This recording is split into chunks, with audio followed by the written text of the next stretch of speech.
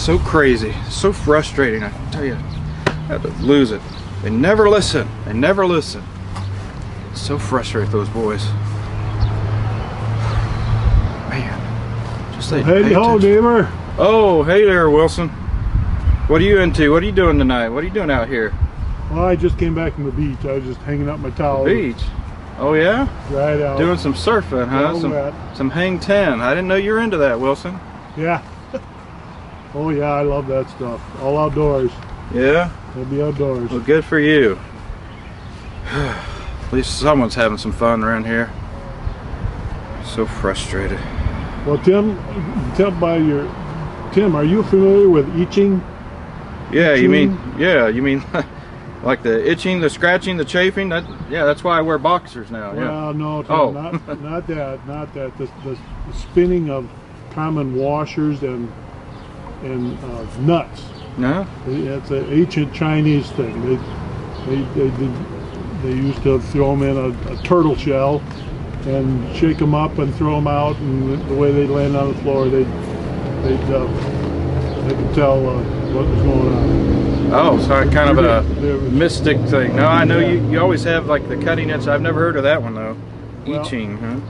I guess I don't need that to tell that see that you're rather troubled tonight. Oh, yeah. Yeah, I tell you, I'm just really frustrated with my boys. I'm getting so tired. I tell them over and over to do something, and they either just ignore me or they say they're going to do it and never do it. I've just about had it. These boys, they're getting to that age. They're just really hard to get them to do what I tell them to do. Why don't they listen? They could be suffering from the opposite of the Baader-Meinhof phenomenon. Oh. Have you ever noticed something new? At least it's new to you. It could be a word, a breed of dog, a particular style house. Yeah. Just about anything, and you never noticed it, and all of a sudden it's there, and then you see it all over the place. Yeah, I noticed that when I get a new car, they seem to be all over the place. Yeah. Well, in reality, there is no increase in occurrence. You're not seeing it not that much more often, but it's just that we started to notice it. Well, your boys could be hearing so much of your voice echoing the same thing that they have turned you out completely. You might have to change your tone. You might have to answer the age-old question of WIIFM, which is what's in it for me. What's in it for me? Well, I guess I'm so used to just telling them what's in it for them. If they don't mind, and I'm gonna let them have it. Maybe. Yeah. Well, I understand that. It doesn't always work out, but it's some philosophy there. There's a Greek philosopher and historian, Plutarch, was known for saying the mind is not a vessel to be filled, but a fire to be kindled. So you tell me if I just light them up on fire, then they'll start paying attention to me, Wilson? Well, Tim, that's not exactly what I had in mind. That's not exactly it. I want to light them on fire sometimes. They just don't seem to be motivated. Here's the problem with this. I remember when I was a kid, I just had to listen to my dad,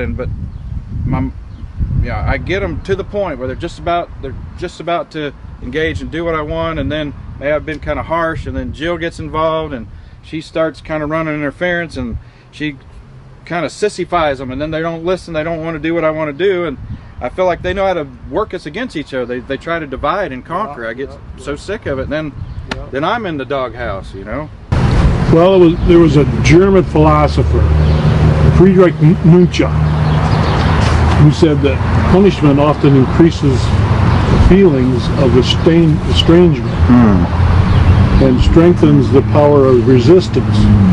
So Jill may be running interference not to weaken your authority, but to strengthen your relationship with those boys. So you're basically saying that she's right and I'm wrong then, Wilson? No, not saying that at all. Just keep this perspective in the long game. You need to learn to pick your battles. You're in it for the long haul. Motivate your boys to buy into the benefits. The benefits, yeah. Yeah, the benefits I had when I was young, the only motivation I had was my dad said, you know, I could get involved in what size of switch I was going to bring back to him for my whooping. That's about the motivation I needed. Yeah. Well, how is your relationship with your dad? I don't know if I want to go there, but you know, Yeah. it is what it is, but Yeah. not too great, to tell you the truth. The another thing comes to my mind, Tim, is that the famous astronaut and commander of Apollo 7, Wally Schirra. He said, "You don't raise heroes, you raise sons. But if you treat them as sons, they'll turn out to be heroes, even if it's just in your own eyes." I think I feel you.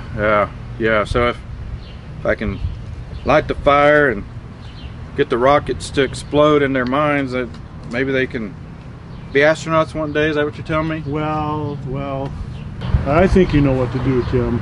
Well, We've had these talks enough over about every week now for a couple of years, and you need to just remember that the Hebrew writer tells us, run with endurance the race that's set before us. So don't give up. You'll catch that second win, and good luck. well, Say hello to Jill and the boys. all right. Well, thanks, Wilson. Glad we had this talk. Talk to you I later. gotta run. Take care.